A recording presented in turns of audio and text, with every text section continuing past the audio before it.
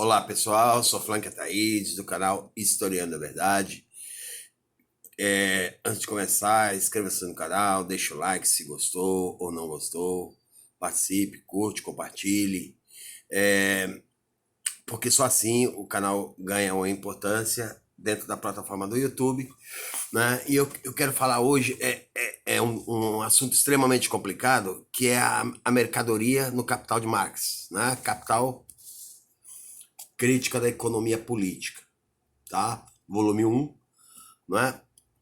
Esse primeiro, eu vou contar um pouco da história do livro Capital, tá? Ele foi publicado em 1857, né? A primeira edição, é, e tem vários prefácios, né? Vários prefácios de edições, né? Marx assina a primeira, assina a segunda, a terceira e já não assina mais, né? Porque já está morto, né?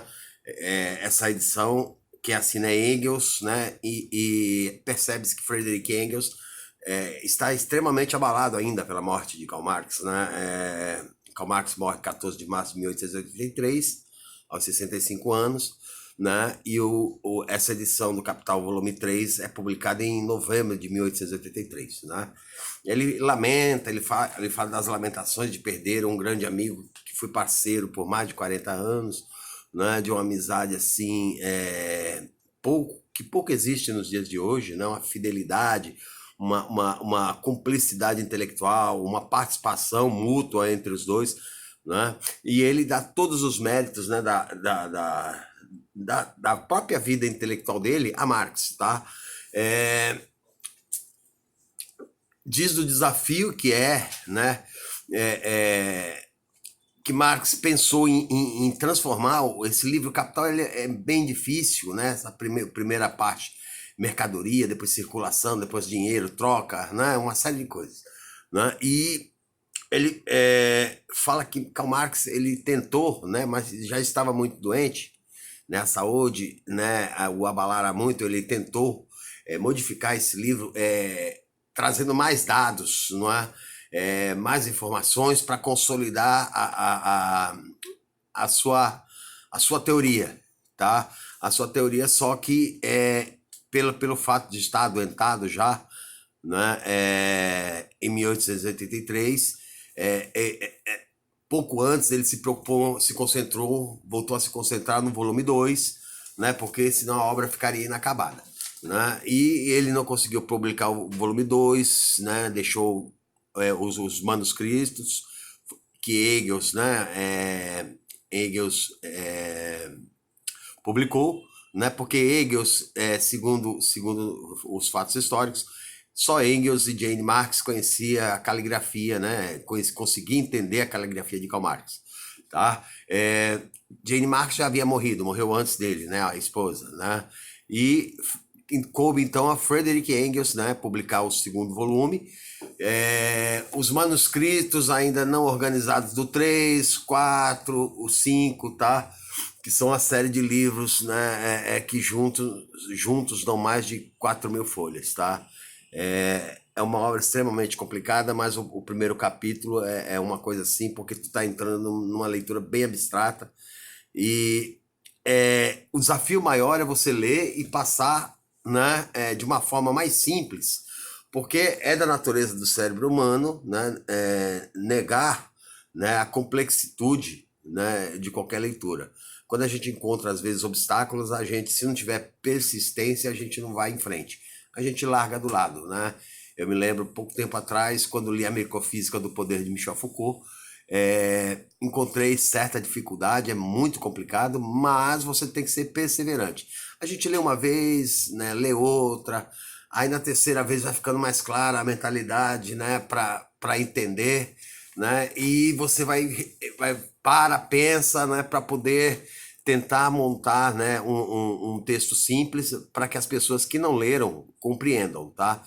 Isso é um respeito até pelas pessoas que participam do canal. Então, vamos falar da mercadoria, tá? Mercadoria, eu anotei algumas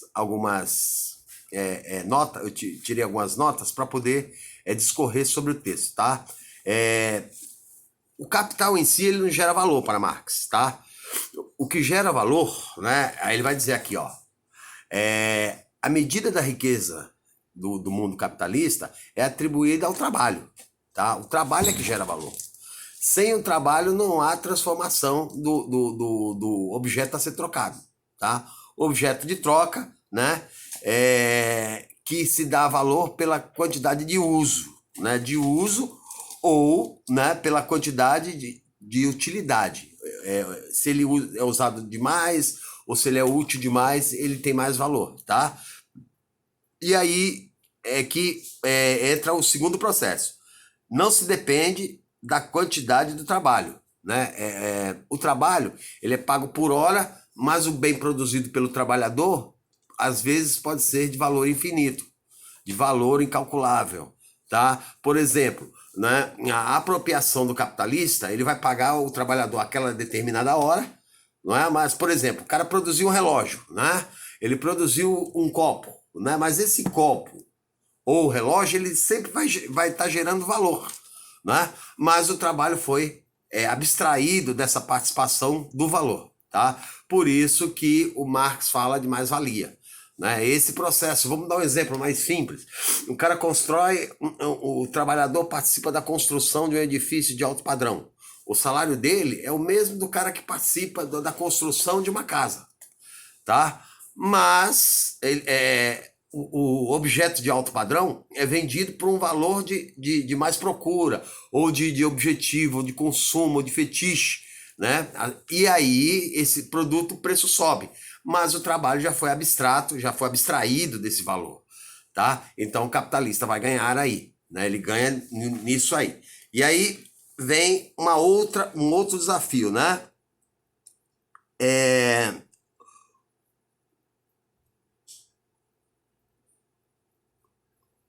Só se leva, aí Marx vai dizer que só se leva em consideração o valor da mercadoria, justamente para poder, né, tirar o caráter do trabalho. O capitalista não considera o trabalho nesse momento. Ele tira o valor do trabalho, né, e vai usar só o valor da mercadoria. E aí isso se aplica em toda a regra geral da economia burguesa. Você veja, por exemplo, hoje, vamos pegar um exemplo de Brasil, né? A gente fala que não há inflação, mas o capitalista nunca perde, né? Às vezes ele aumenta o preço de uma mercadoria para derrubar o preço de outra. Você vai no supermercado, você sempre vê, como não tem inflação? Se os preços sobem a todo momento, né? Outro dia eu estava conversando com um menino do açougue, do supermercado, ele falou, é difícil, hoje em dia não subir o preço da carne aqui, né? Sobe quase todos os dias. Por quê? Porque o capitalista ele está perdendo no consumo porque o trabalhador está desempregado, mas ele ganha no aumento do produto, tá? E o trabalhador não participa desse processo de ganho. Ele está alienado desse processo de ganho até pelo fetiche ou pela necessidade de consumo que o capitalista impõe o preço. Então o trabalhador sai sempre perdendo nessa relação de força porque ele não percebe, né? Porque o processo de mais-valia é muito abstrato para perceber-se, né?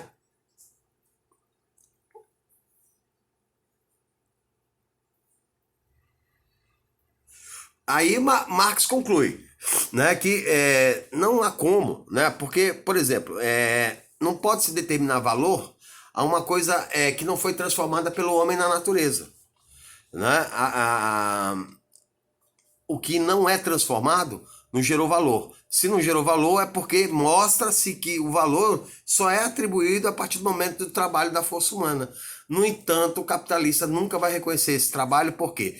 Porque ele reconhecendo, ele reconhece que ele explora o trabalhador, tá? E se ele manter o preço, né, através do mesmo mecanismo que ele paga o trabalho, a mercadoria se torna com um preço cristalizado, ou seja, ela nunca vai subir, ela nunca ganha preço, ela nunca tem uma melhora de lucro, né? Vamos dar um exemplo, né?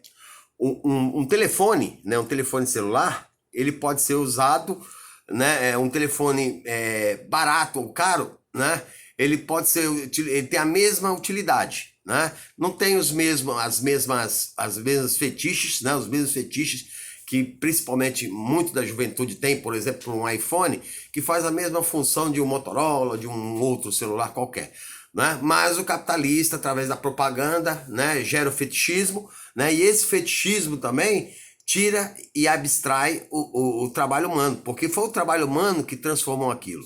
Mas, no entanto, o trabalho humano não é remunerado de acordo com aquele lucro, né, que é promovido pelo fetichismo, que gera, né, a obsessão pelo consumo, né, e as pessoas, às vezes, até o próprio trabalhador que participa daquilo, né, ele não ganha metade, né, de um iPhone 10, por exemplo, né, mas ele quer aquele iPhone. Né? Então, ele está, pela alienação, ele está descaracterizando, não reconhecendo o valor do seu trabalho na transformação de um produto da natureza para um produto industrializado. Então, daí começa a surgir o quê? Na mercadoria, que é a geração da riqueza, é a medida da riqueza do capitalismo e não o capital, né? Ele se torna abstrato e não percebe que isso acontece. Então, ele não tem valor, né? Ele não tem valor pelo seu próprio trabalho. E esse valor pelo próprio trabalho que ele perdeu, né, ele perdeu essa referência, foi sempre imposta pela alienação histórica do processo industrial burguês. Né? Assim, Marx vai explicar o nascimento do processo de mais-valia. Né? Eu tenho que falar muito pouco sobre isso porque em cada gravação, porque é uma coisa muito complexa. Tá? Porque vai chegar depois a questão da circulação da mercadoria, do dinheiro, né? E uma série de outros, né, assuntos que Marx vai definindo no Capital, volume 1, que torna irrefutável, né, o processo de elaboração da mais-valia. Mas eu aconselho, por exemplo, é muito difícil ler o Capital, né? Uma dica importante é o David Harvey, tá? Para ler o Capital, volume 1. E ele tem, né, para ler o Capital, volume 2, porque é uma leitura mais simples, né? E David Harvey é um grande marxista. José Paulo Neto também, né? O leitor de Marx. Né? Ele dá várias dicas para se compreender Karl Marx, tá? Nós lendo esses dois livros, a gente parte para Grundrisse, né? Que é um laboratório do Capital. Grundrisse faz parte de vários ensaios, né, do pensamento de Marx, que vai amadurecendo com o passar dos anos. Vai amadurecendo, né, ao ponto dele chegar na maturidade, propor, né, ou construir essa belíssima obra que se chama O Capital, Crítica da Economia Política. Tá? Então ele tem os primeiros ensaios dos manuscritos econômico filosófico, na miséria da filosofia, mas você vai percebendo que ele vai amadurecendo. Né? O próprio Eric Hobsbawm, né, diz que no manifesto do Partido Comunista, e Eric Hobsbawm é um marxista, né, foi o maior historiador da idade contemporânea, ele vai dizer, né, que o manifesto comunista, muitas das manifestações de Karl Marx e Engels está mais para a ricardiana do que marxista. Tá? A ricardiana, quem é David Ricardo, que né, contemporâneo de Adam Smith. Mas, com o passar dos anos, ele vai amadurecendo. Por quê? Porque ele vai estar em contato com a classe trabalhadora e vai perceber, através da investigação do materialismo histórico, como esse processo de exploração se dá. O materialismo histórico, então, ele está fazendo análise do capital, de como circula a produção, o que é mercadoria, o que é capital, né, e vai chegando à conclusão, a partir do momento do processo produtivo, de como vai se extraindo esse processo de mais-valia, que a gente percebe de uma forma simples, não é? Todo capitalista se torna milionário, bilionário, mas o trabalhador nunca passa de trabalhador, tá? Por quê? Esse processo tem na mais-valia. E aí, para você entender, né, a complexitude da explicação de Marx é muito difícil. Por isso que às vezes é muito refutada, né, é muito negada pela sociedade, até porque nós, e principalmente nós brasileiros, nós não temos o hábito de leitura, e a leitura, quando se torna complexa, fica pior ainda. Ok? Quem gostou, deixa o like. Eu volto para falar mais sobre capítulos do Capital. Né? Eu já tinha falado de Grundrisse, né? E eu volto também para falar um pouquinho de José Paulo Neto, né? Para mim é um dos maiores marxistas brasileiros, né? Eu não tive a honra de ter aula com ele, mas espero logo participar de congressos da Boitempo, né? Onde participa grandes marxistas dando aulas históricas que a gente, né, aprende muito.